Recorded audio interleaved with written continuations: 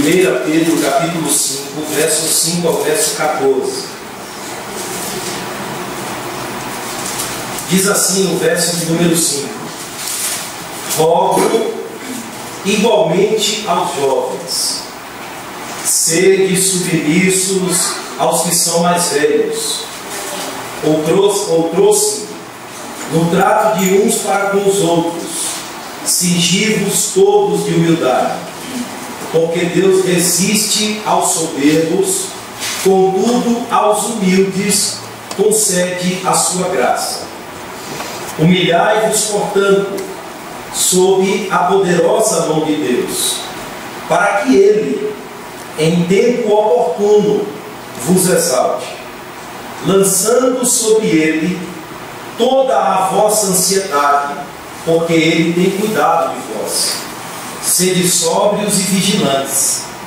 O diabo, vosso adversário, anda em derredor, como leão que ruge, procurando alguém para devorar. Resisti-lhe firmes na fé, certos de que sofrimentos iguais aos vossos estão se cumprindo na vossa irmandade espalhada pelo mundo. Ora, o Deus de toda a graça, que em Cristo vos chamou à sua eterna glória, depois de ter sofrido por um pouco, Ele mesmo vos há de aperfeiçoar, firmar, fortificar e fundamentar. A Ele seja o domínio pelos séculos dos séculos. Amém. Por meio de Silvano, que para vós outros é fiel irmão, como também o considero, vos escrevo resumidamente, exortando e testificando, de novo, que esta é a genuína graça de Deus. Nela estai firmes. Aquele que se encontra em Babilônia, também eleita, vos saúda, como igualmente meu filho Marcos. Saudai-vos uns aos outros com ósculo de amor. Paz a todos vós que vos achais em Cristo. Amém. Está certo.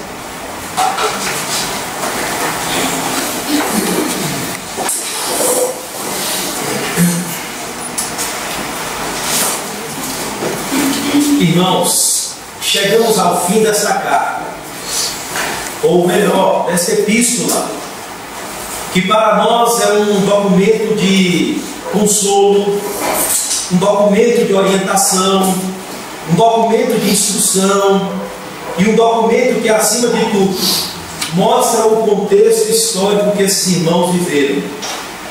E para repetir novamente, um contexto de sofrimento, um contexto de dificuldade na caminhada da vida cristã, dificuldade essa que todos nós, independente da condição, independente do contexto, independente de quanto mais se aproxima ao fim, todos nós estamos sujeitos. O sofrimento equaliza todos os cristãos, ou coloca todos em mesmo pé de igualdade, porque todos somos chamados não só a participar dos benefícios da graça de Deus em Cristo Jesus, mas sobretudo, vivendo a fé cristã e a palavra de Deus em Cristo, somos chamados também a sofrer juntamente com Cristo o mesmo sofrimento que Ele sofreu, e sofrer acima de tudo como servos de Deus, como cidadãos dos céus, como alguém que tem plena consciência de que foi chamado pela graça de Deus a essa eterna glória, que aqui e agora, no espaço e no tempo, já começamos a desfrutar. Porque Pedro diz: vocês são raça eleita, sacerdócio real, povo chamado por Deus para ser a sua própria propriedade exclusiva. E nesse tocante, Pedro nos manda olhar para Deus, que é quem está conduzindo as nossas vidas. Olhar para Deus, que é quem está nos conduzindo segundo a sua própria vontade e propósito. Porque em meio às aflições que nos cercam, somos fadados ou tendentes a pensar de que estamos sós, estamos abandonados, Deus não cumprirá mais o seu propósito em nós, essa caminhada está difícil, qual o propósito de Deus em tudo isso? Ou que aflição estranha que nos cerca como fogo que vem nos queimar? E Pedro diz: calma, não é estranho, não é algo que vem para destruir, mas pelo contrário, ele vem cooperar. ele vai redundar para o nosso bem. E no final da carta, Pedro mais uma vez vai dar conselhos, ou melhor, vai saudar finalmente, mas saudando finalmente, ele vai nos mostrar como devemos nos pautar nos relacionamentos de uns para com os outros. Não só isso, mas ele também vai nos mostrar como, em meio ao sofrimento, devemos nos portar diante de Deus, ou perante Deus. E não só isso, nós, na nossa caminhada cristã, devemos reconhecer a natureza dos nossos conflitos, dos nossos combates, das nossas lutas reídas, das nossas guerras, muitas vezes, para não ser muito guerra, para não ser muitas vezes amenizar o nosso conflito, a nossa caminhada, é guerra mesmo. E ele diz que nós temos um adversário ao nosso redor. E aí ele também diz: resistam firmes. Mas o final da carta, irmãos, é mais consolador do que o próprio início, porque a carta que começou falando de Deus, o Deus que segundo a sua presciência nos chamou, ele vai terminar falando de Deus que nos chamou em Cristo Jesus, e conclui falando de Deus que está nos guiando segundo a sua própria vontade, e diz: a Ele pertence o domínio, a glória para sempre eternamente. Amém. É como se ele estivesse dizendo: Deus está no controle, Ele está conduzindo a nossa vida, a Ele, portanto, seja o domínio, não tem nada fora do controle. Ele ainda está no domínio de todas as coisas, irmãos. Nesse fogo estranho, Ele está dominando todas as coisas. E o final da carta, o verso 14, ele diz: paz a todos vós que estáis em Cristo. Paz. Mas como paz? Paz. Essa paz doce que desfrutamos em Cristo. Ele diz: descansem nessa paz. Descansem nessa paz. Portanto, em seus conselhos e exortações finais, Pedro começa dando a palavra aos jovens. Aos jovens por quê?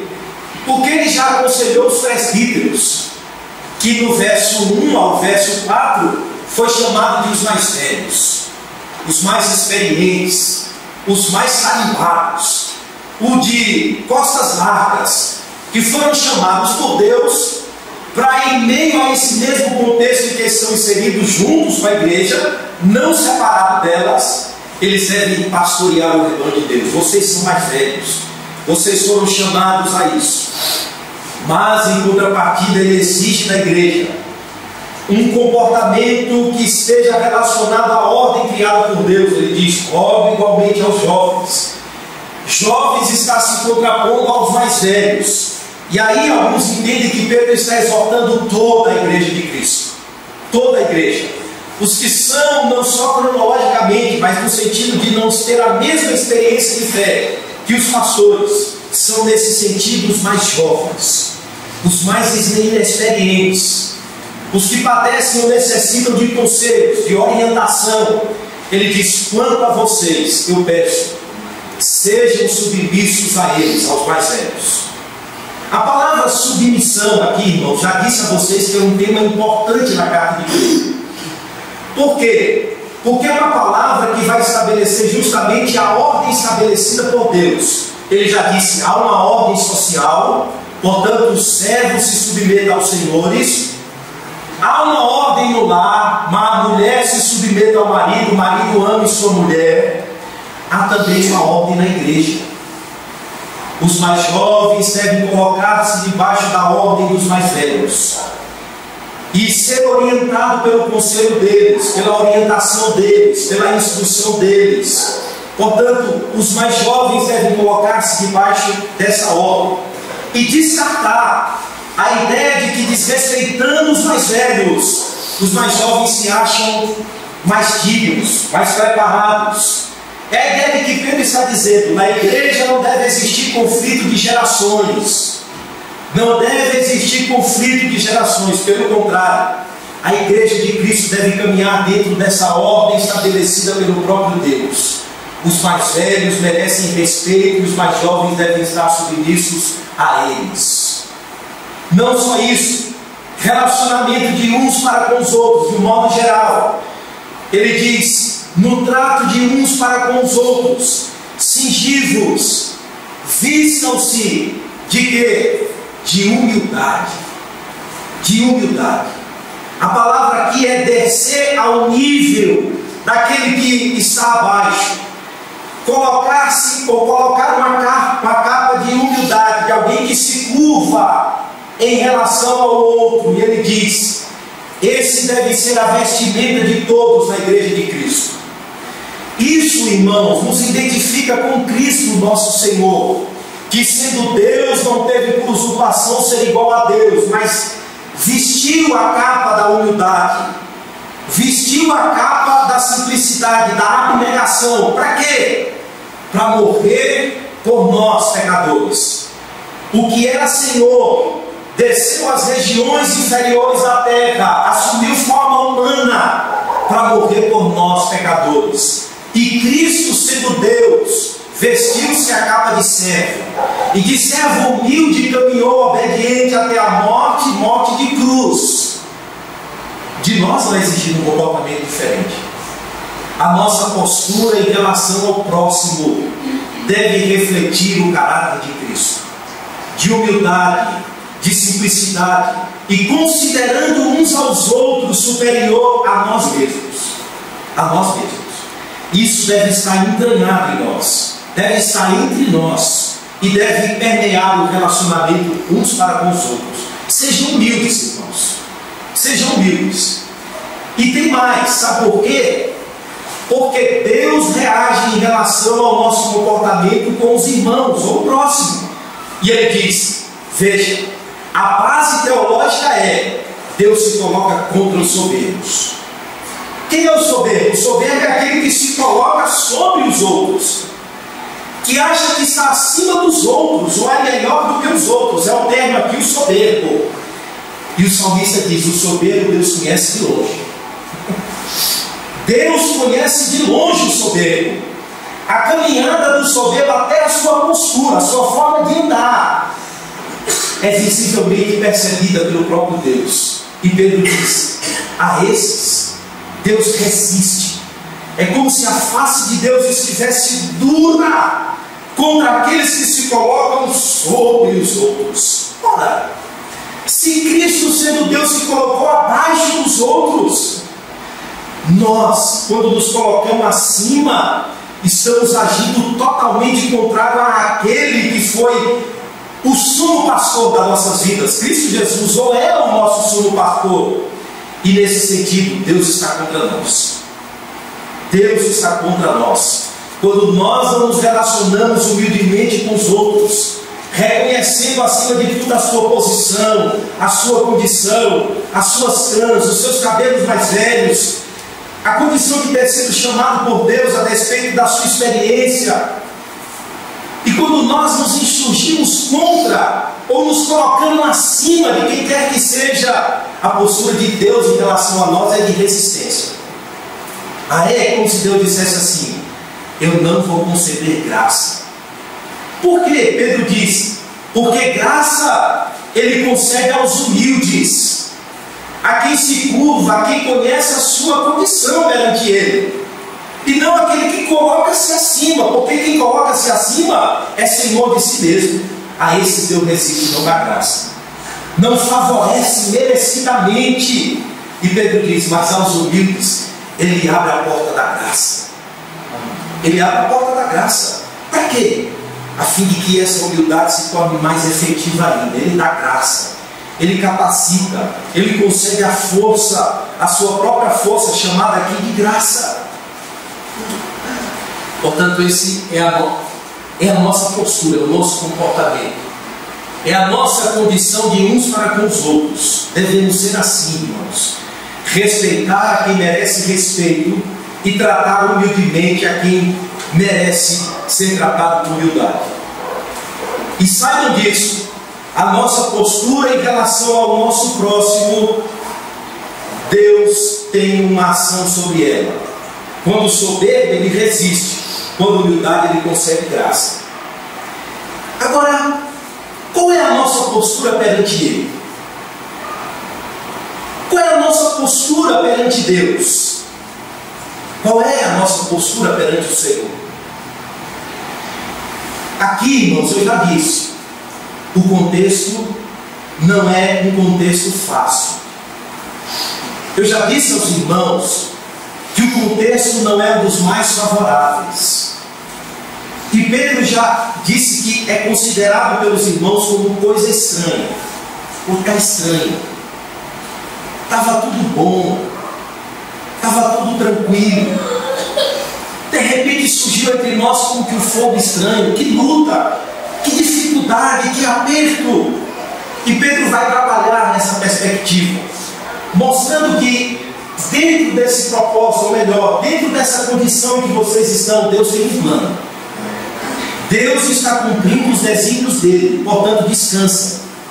É Deus quem está no controle. Então, se Ele está no controle e em tudo Ele tem um propósito, esse fogo tem um propósito sobre a vida de vocês. Esse fogo é estranho em relação a vocês, mas em relação a Deus não é nada extraordinário. É tudo ordinário, está dentro da agenda dele. Portanto, Ele está cuidando de vocês. Ele está conduzindo vocês. Mas como em meio a essas aflições está? Ele está fazendo com que essas aflições contribuam para o bem de vocês. Entenderam isso? Entenderam bem. Agora, a postura de vocês em relação a Ele está no verso 6. Humilhai-vos. Portanto, debaixo da poderosa mão de Deus, não são mãos fracas, mas são mãos poderosas. Aqui é a ideia de mãos que estão sobre, para que Ele, que é o próprio Deus, em tempo oportuno, vos coloque acima, sobre, vos exalte. Irmãos, é exigido humildade no plano horizontal. Também é exigido humildade no plano vertical.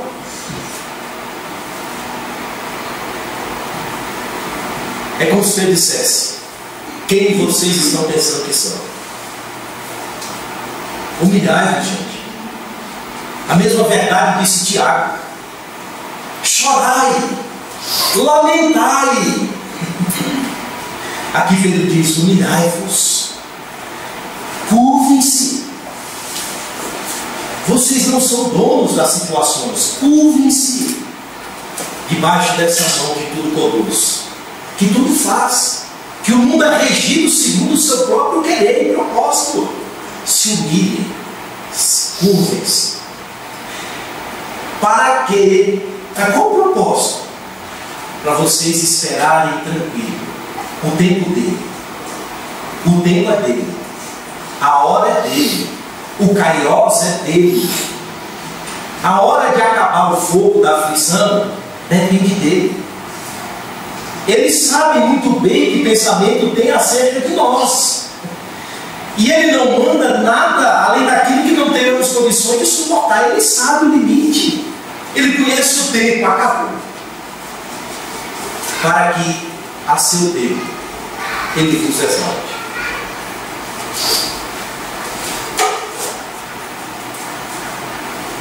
E tem mais: lançando sobre ele toda a vossa ansiedade, porque ele tem cuidado de vós. Aqui Pedro, como Cristo, levanta o tema da ansiedade. Da ansiedade. Ansiedade que é uma marca, ou melhor, é uma característica nossa. Somos ansiosos. Acordamos ansiosos e dormimos ansiosos. E Cristo também falou: o que adianta essa ansiedade toda, essa preocupação toda, essa correria toda, essa ansiedade? A palavra aqui, irmãos, para ansiedade significa estrangulamento, significa apertar o pescoço. Esse é o peso que a ansiedade coloca sobre os seres humanos. E esse peso é estrangulador. Estrangulador. O salmista no Salmo 55, verso 22, diz assim: Confia teus cuidados ao Senhor. Em outra tradução entrega o curso da sua vida a Deus, àquele que domina e governa todas as coisas. Mateus 6:25, Jesus novamente diz: não andeis ansiosos pela vossa vida. Paulo em Filipenses 4, verso 6 diz: não andeis ansiosos por coisa alguma. Por quê? A ansiedade, irmãos, é inútil. Por quê? Jesus diz assim: quem, por mais ansioso que esteja, pode acrescentar um côvado à sua existência, um palmo. Que o pior, a ansiedade é prejudicial. Sabe por quê? Ela nos faz viver o mal de ontem, o mal de hoje, e antecipa o mal de amanhã. Por que estás preocupado? Jesus disse: com o dia de amanhã. O amanhã pertence a Deus. Mais uma vez eu reforço: humilhai-vos. E o pior, Jesus vai no âmago. Ele vai lá no âmago e diz assim: o problema de vocês, sabe qual é? Incredulidade. Sabe por que ele diz? São os gentios que estão correndo para lá e para cá, atrás das coisas que vocês estão correndo. São eles. A ansiedade é sinônimo de não confiar em Deus. A ansiedade é sinônimo de achar que nós vamos dar conta de todas as demandas da vida. E Pedro diz: não vão, vocês vão estrangular até morrer. A ideia é: vocês vão apertar o pescoço até não aguentar mais. Eu dou um conselho a vocês: lancem sobre ele. A ideia aqui é: joga a capa. Joga aos pés dele. Que recurso, irmãos, da graça. Que recurso da graça. Que recurso da graça é ter um caminho no qual nós podemos entrar confiado e colocar aos pés daquele que governa todas as coisas as nossas preocupações, aquilo que tem roubado a paz do nosso coração, aquilo que tem nos feito perder noites de sono. E o recurso da graça é: lance sobre ele aquilo que tem apertado o pescoço de vocês. Ah, mas Pedro vai mais. Sabe por quê? Porque apesar da incredulidade de vocês, ele tem cuidado. Porque ele tem cuidado de vós. Vocês não têm visto, mas ele tem cuidado pela providência, todo dia. E a incredulidade nos cega às realidades de Deus à nossa volta. Ele está todo dia cuidando. Ele está todo dia mantendo. Ele está todo dia guardando. Na caminhada da igreja sofrida, ele está junto. Na caminhada dos presbíteros que estão esmorecendo, ele está junto. Ele tem cuidado de vós. Ele não deixou de cuidar. Ele tem cuidado. Quem para de lançar somos nós, mas ele não para de cuidar. Quem se preocupa a morrer somos nós, ao ponto de nos tornarmos incrédulos, duros, mas ele continua cuidando. Ele continua mantendo. Ele continua fazendo que o sol se ponha sobre justos e injustos, que a chuva corra sobre maus e bons, que o pão chegue à mesa, que os recursos espirituais cheguem às almas sedentas. Ele levanta pessoas, ainda que cercadas de dificuldades, para conduzir, para ensinar, para pastorear. Ele cuida em todos os aspectos do seu povo. Salmo 121, guarda de Israel não dorme nem tosqueneja. Aquele que te guarda não dormitará. A palavra dormir ali, tosquenejar, é aqueles cochilos que se dá no coletivo e que muitas vezes nos faz perder a parada. Quando acordamos, passou do ponto. Deus não perde o ponto e nem passa do ponto. Ninguém pega Deus de surpresa. Deus não é surpreendido por nossas fraquezas, por nossas dificuldades, não. Portanto, irmãos, use os recursos da graça. Use os recursos da graça. Deus é tão misericordioso que nos deu meios de graça para vencermos a ansiedade, a incredulidade, a preocupação, as lutas. E os Deus de graça é assim: entra no teu quarto, fecha a tua porta e você sozinho olha a Deus em secreto, e Ele em secreto te responderá. E Pedro aqui diz: lance sobre ele, lança a capa. Lança a capa. A não ser que você ainda queira carregar esse fardo tão pesado. Você não vai dar conta. Você não vai dar conta das demandas da vida, porque Ele tem cuidado de vós. A exortação de Pedro é: se humilhem, se curvem, quebrem-se diante dele, debaixo da mão dele. É como Davi: enquanto eu me calei, Senhor, sobre mim pesava a sua mão diariamente. É como Deus diz: Davi, eu quero ver até onde tu vai. Até o bom Davi diz: não suporto mais, Senhor. Irmãos, nós não vamos suportar a ansiedade sem Deus. Os recursos da graça estão diante de nós. Só Deus dá conta de todas as demandas da vida. Amém. Só Deus. Nem nós mesmos. Só Deus. E ainda que imperceptível aos nossos olhos, Ele tem cuidado de nós de uma forma peculiar. Saiba disso. Ele tem cuidado das nossas vidas espirituais de uma forma peculiar. Não só isso. Ele tem proporcionado todas as condições da vida para servirmos, para estarmos diante dele, para usarmos os recursos da graça, para estarmos juntos, para caminhar junto com a igreja. Melhor, Ele tem nos cercado de bênçãos, como diz o salmista.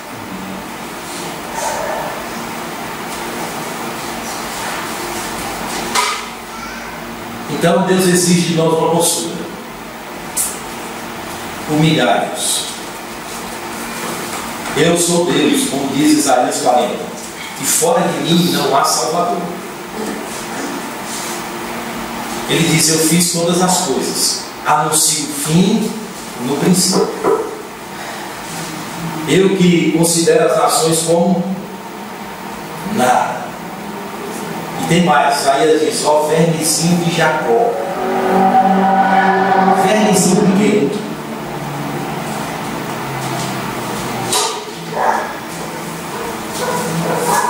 Terceiro ponto: devemos reconhecer a natureza das nossas batalhas. Verso 8: sede sóbrios e vigilantes. O diabo, vosso adversário, anda em derredor como um leão que ruge procurando alguém para devorar, tragar, derrubar. E as nossas armas são poderosas em Deus, verso 9: resistir firmes na fé, certos de que sofrimento iguais. Nós não estamos sozinhos, irmãos. Tem muita gente na mesma dificuldade que as nossas. Não estamos sozinhos. Tem se cumprido na vossa irmandade, espalhada pelo mundo. Irmãos, nós temos um adversário, melhor, vários adversários. E a Bíblia lista alguns, ou lista os 3 maiores adversários que temos. O primeiro adversário é você mesmo. Você mesmo. Os requisitos do pecado que ainda reside em nós. E que faz muitas vezes o cristão com a mente ter prazer na lei de Deus, mas nos seus membros uma guerra, uma luta. É esse inimigo que nós dormimos com ele, acordamos com ele, comemos com ele. Somos nós mesmos, que ainda estamos nesse processo de aperfeiçoamento, e que traz dores, e que traz luta, e que traz conflitos dentro de você, em você, com você, na sua mente, na sua vida, na sua guerra. Você. ainda tem o mundo, o sistema, né? Nós temos a consciência da carne, nós temos a soberba da vida, temos a consciência dos olhos. Você olha hoje para uma propaganda e ela está aliciando, você olha hoje para qualquer coisa e está sendo aliciado. O mundo nos leva a transgredir a vontade de Deus. Tudo está à nossa volta nesse mundo sistema que é regido por esses três pilares, pelo que nós vemos, pelo que nós desejamos e pelo que a vida nos leva a ser enganados, soberbo, achando que a vida é isso, viver sem Deus, cercado de bens. Oh, minha alma, farta e regala, porque o celeiro está cheio de bens, cereais, de fartura. E Jesus diz ao louco da parábola: louco, se hoje pedires a tua alma, a quem tu prestarás conta? A quem tu entregarás? Essa vida soberba que engana, como diz Paulo, veio o mandamento e este me enganou e eu morri. A soberba da vida, que está conduzindo os homens a um caminho que aparentemente é o melhor. Mas a Bíblia diz: o fim é que eles vão morrer de fato. E eles não sabem o pior. Eles estão achando que estão arrebentando. E que nós muitas vezes somos levados. Salmo 73, salvo engano, o salmista diz: em vendo a prosperidade do ímpio, quase os meus pés vacilam. Quase que eu desejei querer estar no lugar deles. Aí o salmista diz: mas quando eu entrei no templo, aí eu vi o fim deles. Soberba da vida, engano. Ainda tem um adversário, irmãos, espiritual, que anda ao derredor, chamado de diabo, o acusador, o inimigo de nossas almas, aquele em quem o mundo jaz, está dentro, e que por trás de muitos combates que não percebemos, ele está por trás sorrateiramente, esperando a oportunidade para faturar, para ganhar em cima.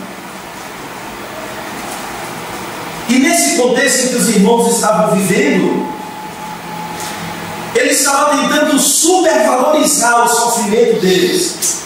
Estamos sozinhos, Deus não está mais conosco, acabou. O plano de Deus para conosco encerrou. Que luta, não dá mais. E tome dados. E Pedro disse: cuidado. Como diz Paulo escrevendo aos Coríntios: nós não desprezamos os seus ardis. Eu não estou aqui supervalorizando o seu poder, mas também não estou subestimando as suas artimanhas. O que a Bíblia não nos ensina a fazer. A Bíblia não nos ensina nem a supervalorizar o diabo, no sentido de vê-lo em tudo. Tem gente que vê o diabo em tudo, mas nunca vê Deus, só vê Ele. E você está dizendo: Deus está cuidando, mas ele nunca vê Deus, só viu o diabo. Irmãos, o diabo se levantou. Muitas vezes ele está só sorrateiramente esperando a oportunidade para agir muito mais. Ele se transfigura em anjo de luz, não vem com cara feia, não. Ele vem em sapatinho de lã, como diz Paulo aos Efésios. Não desprezemos as suas ciladas, ali é estratagemas, artimanhas. E aí ele não respeita a lei de Deus, ele não respeita a autoridade pastoral, ele não respeita ninguém. Se der brecha, como diz Paulo, ele entra. E Paulo diz: não demos lugar ao diabo. Ele não é uma lenda, ele não é um mito, ele é um anjo caído, ladrão, destruidor, príncipe deste mundo.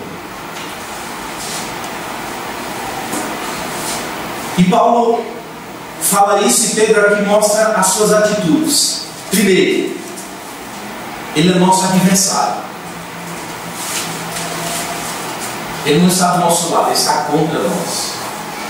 Segundo, ele espreita, anda em derredor, busca uma brecha, uma oportunidade. Essa é a ideia. Abriu as portas ele entra. Ele intimida, ruge como leão. A ideia aqui é de que quando o leão vai atacar uma presa, primeiro ele ruge. Rugiu o leão. E aí os animais que estavam andando em bando saem, se dispersam e ele ataca o que está mais próximo. Essa aqui é a ideia de dispersar o povo de Deus. A ideia aqui é de nos levar a desconsiderar a comunhão cristã, a oportunidade e o benefício de estar juntos, respeitando, tratando com humildade, amando uns aos outros e caminhando juntos. O propósito dele é dispersar. Sabe para quê? Para devorar. E aí, a presa saiu, ele vem,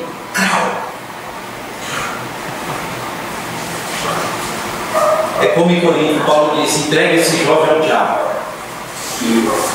porque desprezou a comunhão cristã, desprezou a graça de Deus, desprezou, mediante duras advertências, não recalcitrou, não voltou, não se arrependeu, não considerou suas atitudes. Paulo diz: reúne voz e o meu espírito bota para fora. Entregue ao diabo. Aí ele ia ver o que era o diabo, se andar com ele. Mas mais uma vez a graça está aqui, irmãos. Nós temos armas. Nossas armas não são carnais, mas poderosas em Deus. Sabe quais são? Primeiro, seja sóbrio. É sua primeira arma. Seja lúcido. É contrário ao embriagado, que perdeu a razão, que dissolveu a mente, que está alienado, não sabe o que está à sua volta, a sua realidade. Perdeu o controle. E aí é presa fácil. Vai ser levado por vento de doutrina, por pensamentos contrários à vontade de Deus. E aí Pedro diz: vamos andar com lucidez, reconhecendo a natureza das nossas batalhas, das nossas lutas. Não é contra carne e sangue. Segunda arma: sejam vigilantes. Irmãos, a vigilância na vida cristã é uma atitude desprezada por nós e ressaltada por Cristo. Desprezada por nós e ressaltada por Cristo. Vigiai, pois, porque não sabeis a hora. O espírito, na verdade, está pronto, mas a carne é fraca. E nós desprezamos os conselhos de Cristo. E Cristo diz: vigiem. A atitude de Pedro é: sejam vigilantes. Aqui a ideia é: esperem de olhos abertos. É alguém que está observando e pronto. E terceira arma é fé. Escudo da fé. Aqui Pedro não fala em escudo, fala só em fé. Resistir firme na fé. Irmãos, perante Deus nós nos humilhamos, perante o diabo nós resistimos. Veja o contrário aqui, veja a contradição. Diante de Deus nós nos quebramos, nós nos humilhamos. Perante Deus nós reconhecemos a sua poderosa mão. Perante o diabo nós resistimos. E resistimos como? Na fé, que é uma atitude de confiar plenamente em Deus. Sozinho ninguém vence. As nossas armas devem estar jungidas e ligadas em Deus, confiando plenamente nele. Sabe por quê? Você pode ser sóbrio, você pode vigiar, mas se você não confiar em Deus, a nossa vigilância, a nossa sobriedade é vã. Aqui é uma atitude de quem vigia, de quem é sóbrio, mas sobretudo é alguém que entrega o seu caminho ao Senhor. É alguém, irmãos, que confia única e exclusivamente na graça de Deus. É resistir firme, seguro, colocando firmemente a nossa esperança naquele que é poderosamente para nos livrar. E a fé é esse escudo que nos protege contra os seus dardos, contra os pensamentos contrários à vontade de Deus, contra a sua cilada. E nós nos curvamos diante de Deus e resistimos ao diabo, confiando em Deus e na sua graça. reconhecendo que ele tende a nos levar a supervalorizar a nossa condição. Eu sou o único sofredor. E Pedro diz: não sou não, tem muitos irmãos sofrendo do mesmo jeito. Essa é a condição, muitas vezes, enfrentada por muitos irmãos em outros países, em outros estados, em outro local. Portanto, vocês não são os únicos, gente. Não aceitem esse engano, vocês não são os únicos. Tem muitos irmãos sofrendo muito mais do que vocês. Então resistam a Deus, resistam. Fiquem firmes na fé.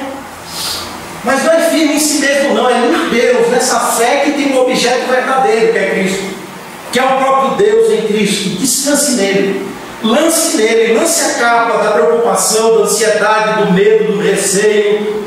Lance. E aí sabe de uma coisa? Ele cuida. Ele cuida. Esse Deus cuida, irmãos. Cuida do seu povo. Ele cuida da sua igreja. Ele cuida dos seus filhos. Ele cuida de cada um de nós. E o relógio dele não atrasa nem falha. Em tempo oportuno, ele nos coloca em posição superior. Cuidado com a leitura errada desse texto. Não materialize esse texto. A exaltação aqui faz referência à glória futura que se revelará em Cristo. E aí, irmãos, nós estaremos em patamar superior. Amém. Deus enxugará dos olhos toda lágrima. Estaremos para sempre com o Senhor, com Cristo. E Pedro não encerra o texto sem pontuar sobre o cuidado de Deus, mostrando a nós bem objetivamente o que Ele fez por cada um de nós. E tem mais, o que Ele está fazendo.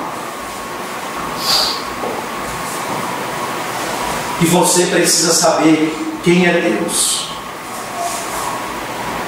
Quem é Deus, irmãos? Como diz Jesus: Pai, porque essa é a salvação, que conheçam a Ti como único Deus verdadeiro e ao Teu Filho a quem enviastes. Nós não conhecemos tudo de Deus na Bíblia. Aqui não é a revelação exaustiva de Deus, mas tudo que Deus revelou em Sua palavra acerca dele é verdadeiro. A sua justiça, o seu amor, a sua providência, todos os seus atributos aqui revelados são coisas verdadeiras acerca de Deus. Não exaustiva, porque quem tem capacidade de sondar a mente de Deus, de conhecer a Deus plenamente assim como Ele é? Ninguém.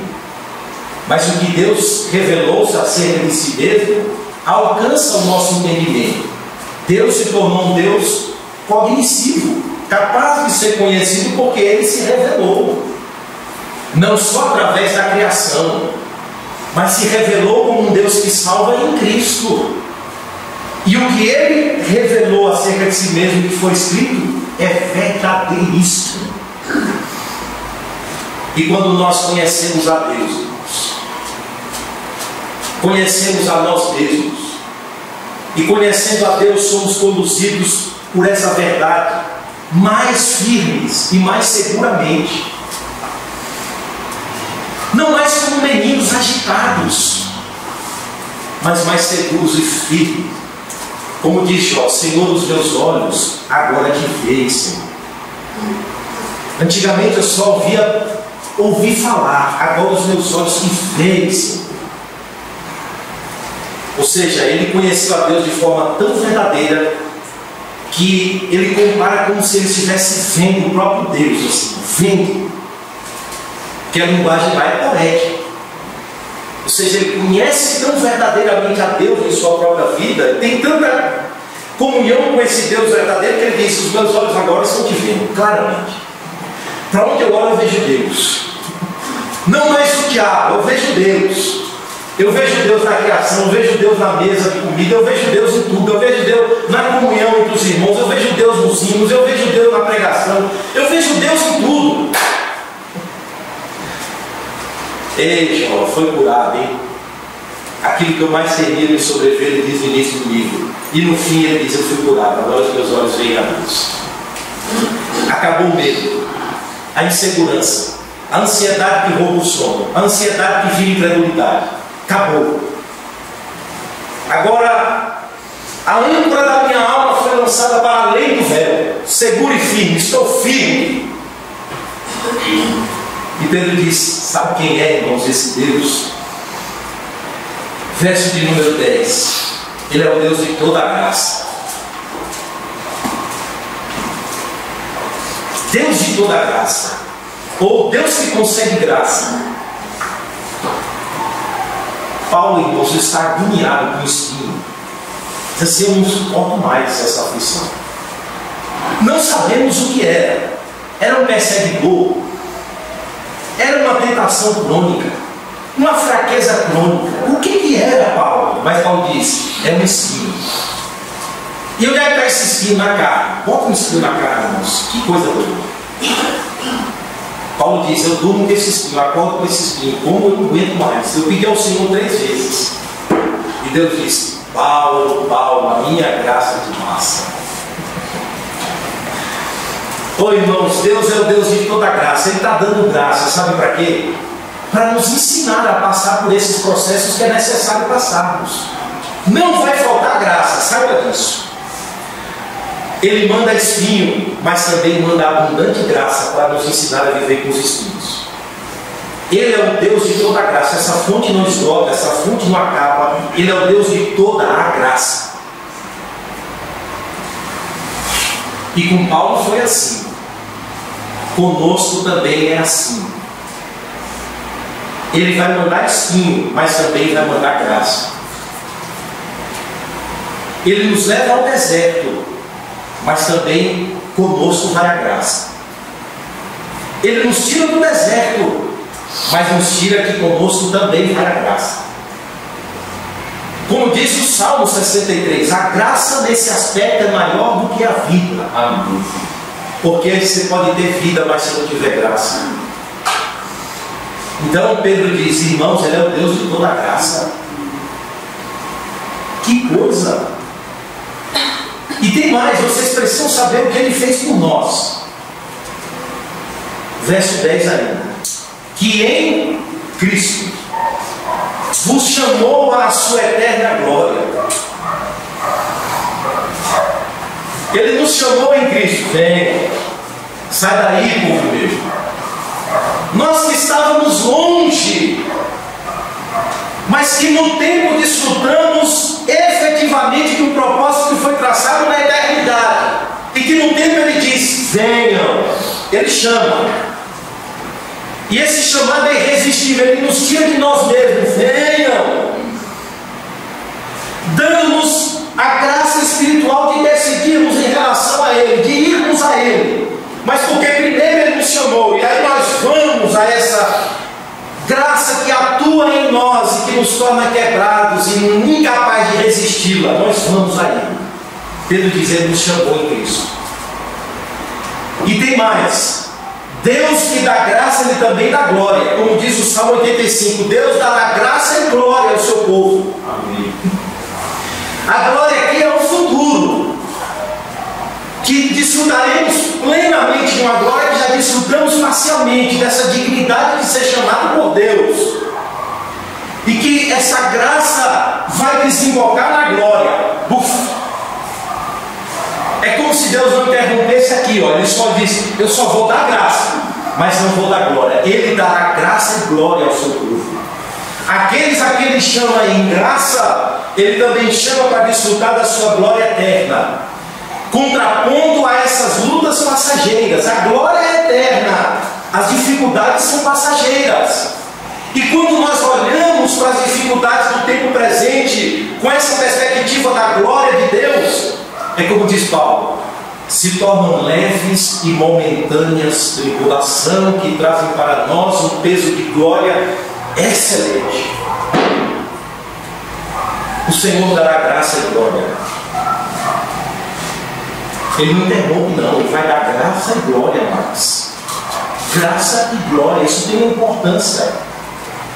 O que deu graça no início, ele vai dar glória no futuro. Aquele que começou em nós a boa obra vai concluí-la, vai levá-la até o fim.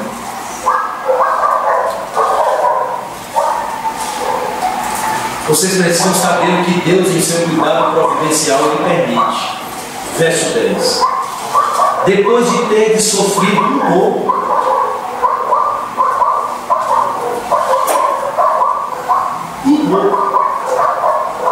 agora veja o final do verso 10.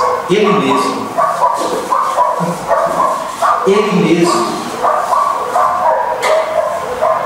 Veja o que ele faz com esse sofrimento de um pouco. Ele mesmo pega esse sofrimento e usa segundo a sua providência para quê? Olha os verbos no final do verso 10. Firmar. Segundo verbo, não, primeiro, desculpa, aperfeiçoar. Você é imperfeito, ele está te aperfeiçoando. Segundo verbo, firmar. Você é instável, ele está te firmando. Fortificar, você é fraco, ele está te fortalecendo. E fundamental, você não tem raízes espirituais ainda. Ele está te fortificando, ele está te fundamentando. Ele está construindo a casa que é vocês, casa espiritual que sois vós, Pedro já disse.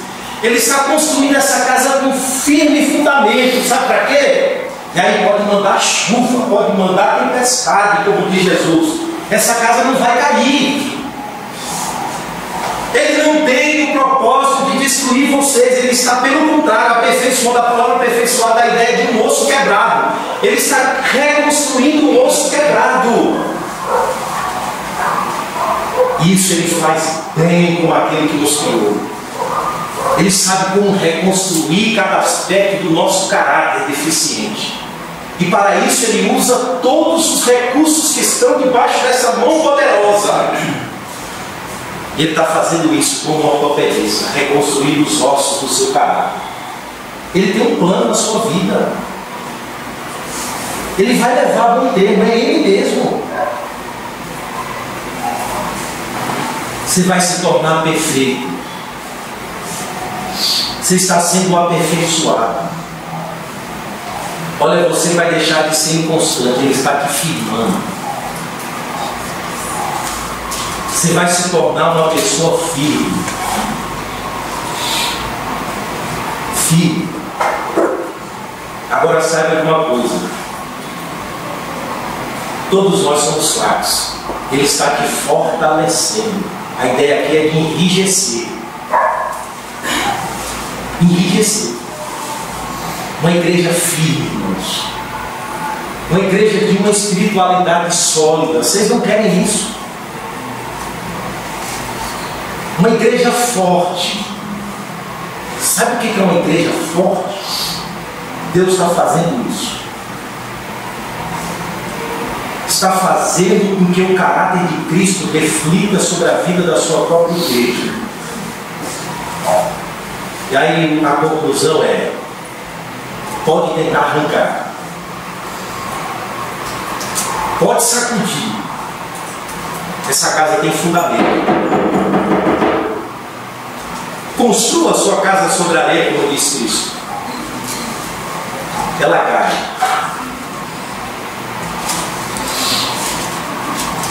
Então Deus enche de força. Enche de força. E o final, o verso 11, nós precisamos saber o que a Deus pertence. Verso 11: a Ele seja o domínio pelos séculos dos séculos. Amém. A conclusão é a ideia assim: nós esperamos no Deus que domina tudo. Nós nos alegramos porque Deus tem todo o domínio. E o amém aqui é como se fosse um carimbo, confirmando. É firme, é verdadeiro, é certo. A Ele pertence tudo, Ele está no controle de tudo, Ele domina tudo, Ele sabe de tudo, Ele conhece tudo. É esse o consolo que Pedro dá à igreja, é esse. Qualquer outro consolo, irmãos, que tente nos levar a uma fantasia evangélica é mentira. A verdade é essa aqui, ó. Crente sofre, crente passa por lutas e dificuldades, mas crente tem a graça de Deus, crente tem recursos da graça. Crente tem o Deus de toda a graça, Deus tem comunhão, o crente tem comunhão com Deus em Cristo Jesus. O crente é aperfeiçoado, é firmado, é fortificado, é fundamentado. Todas as coisas Deus faz porque coopere para o bem desse povo, porque foram chamados segundo o propósito dele.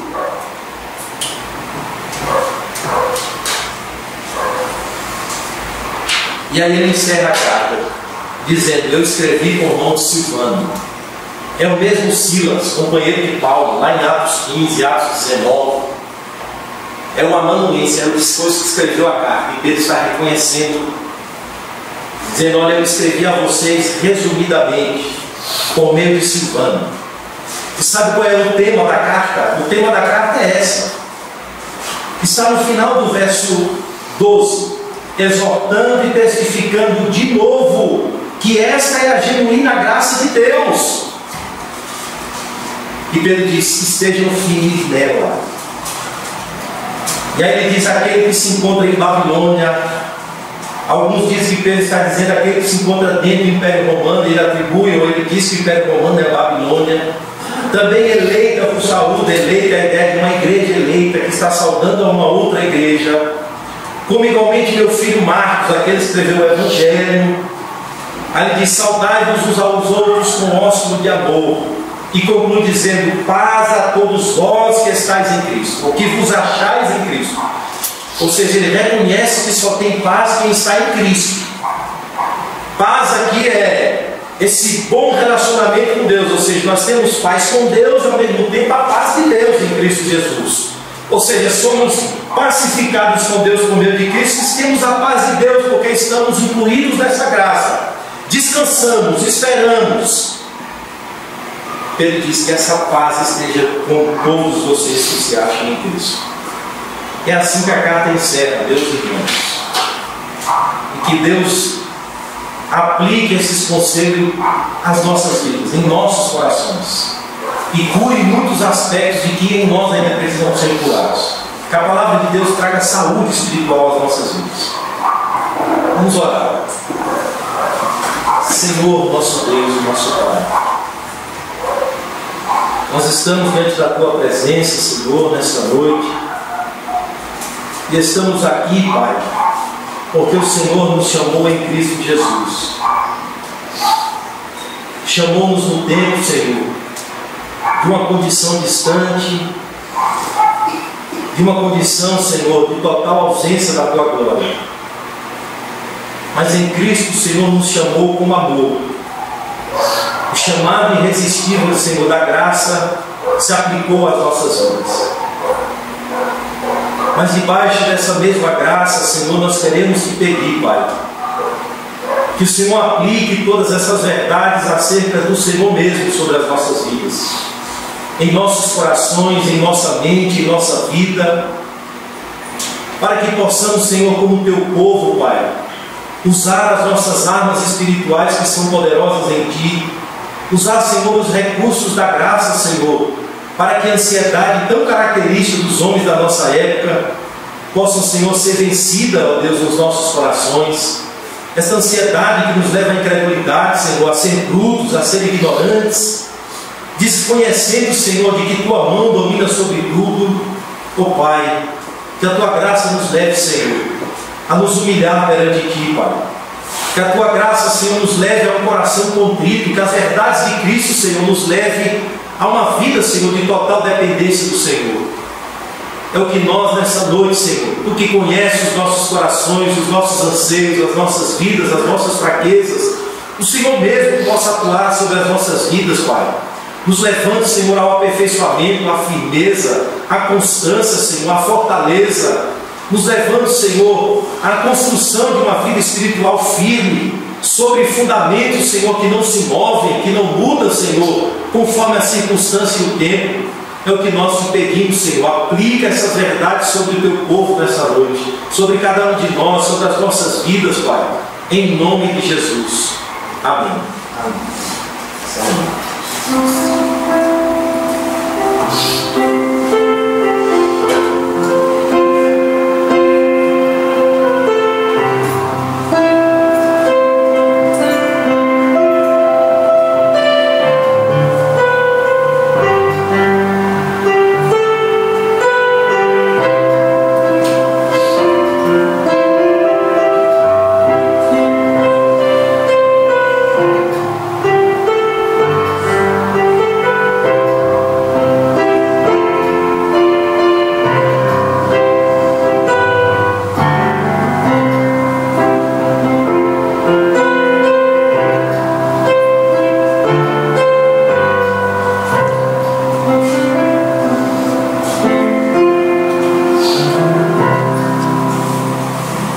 Amém, irmãos.